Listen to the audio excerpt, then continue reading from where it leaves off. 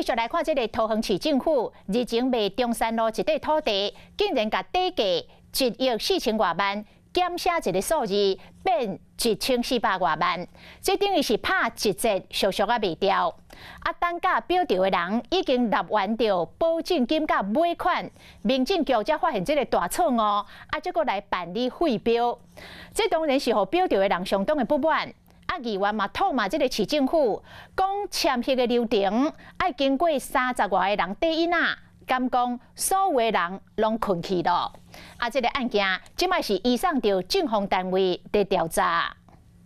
我们的标单1亿4300万，少一个零，变成1430万。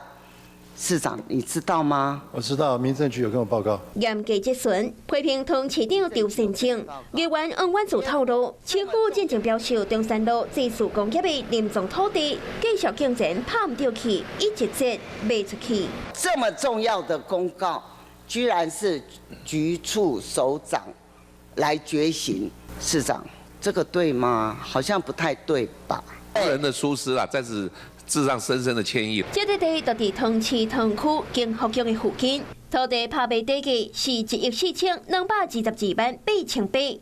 民政局的警员所无势力减写一个字，变成1422万8800。后来民众以1432万8800得标。钱拢纳啊，民政局的警员才发现有疏失，办理废标。最起码要盖40个章。